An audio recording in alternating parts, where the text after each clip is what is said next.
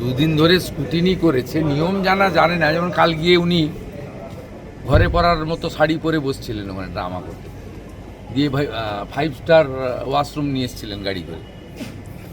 আপনি দেখলেন তো নিয়মটা কি হয়, আমি ওকে শিখিয়ে দিলাম ওনাকে। এটা রিপোল বুথে করতে গেলে কমপ্লেন করতে হয় ক্যান্ডিডেটকে, তারপরে সিসিটিভি ফুটেজ এবং প্রিজাইডিং অফিসারের হ্যান্ডবুক, অবজারভারের রিপোর্ট স্কুটিনি করতে হয়, করে ইলেকশন কমিশনকে ডিসিশন নিতে হয়। সেই জন্য দুদিন সময় লেগেছে। আমরা মনে করি যেটা করেছেন ঠিক করেছেন। ডায়মন্ড হারবার বিধানসভায় আরও 12টা বুথে দেওয়া উচিত ছিল এবং এন্টার ফলতাতে রিপোল হওয়া উচিত, না হলেও অন্তত 60টা বুথে রিপোল করা উচিত। ফলতে কি রিপোলের কোনো আশা দেখছেন? আর করতেই হবে, করতেই হবে, না করার কোনো জায়গা নেই। 60টা বুথে তো কোনো জায়গাই নেই, করতেই হবে। গতকাল স্ট্রং রুমের বাইরে দেখা গেল একটা তৃণমূল কংগ্রেস লেখা গাড়ি দীর্ঘক্ষণ দাঁড়িয়েছিল 8:23 থেকে। ওটা 5 star washroom, restroom, Cadbury chocolate, chanachur, sandwich, Himalayan sealed water বোতল। মামাটি মানুষ না, গণনা কর্মীদের জন্য এত সৎ তো নেই গোটা ভূভারতে, গোটা পৃথিবীতে। সৎ লোকের বাথরুম ছিল ওটা। গণনা কর্মীদের জন্য যে আপনাদের প্রশিক্ষণ শিবির চলছে দুদিনে 10টা বিভাগে, আপনি কোথাও অংশ নেবেন?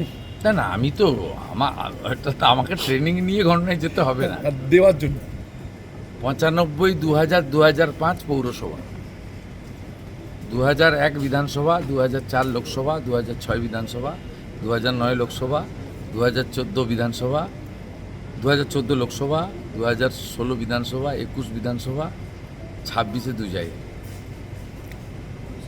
প্রশিক্ষণ দেওয়ার জন্য কোথাও যাওয়ার পার্টি ব্যাপক উদ্যোগ নিয়েছে।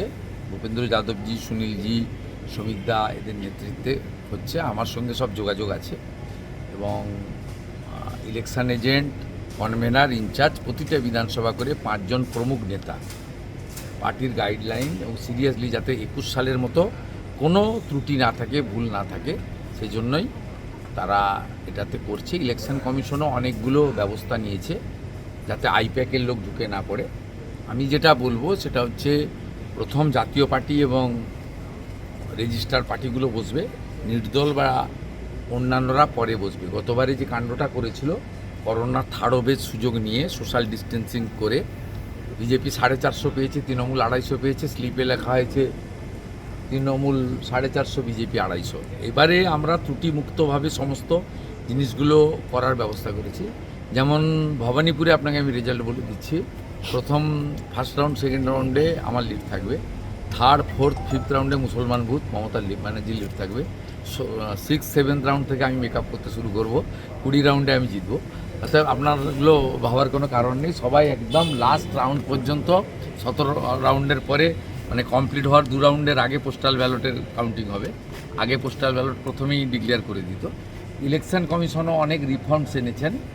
আমাদেরও গণনা কর্মী, আমাদের শুধু নয় সকলকেও সেইভাবে যেতে হবে। সংবাদ মাধ্যমকেও বলবো, অন্তত ইভিএম খোলার আগে দেখাতে থাকবেন না 200তে লিড, 150তে লিড, এসব করবেন না।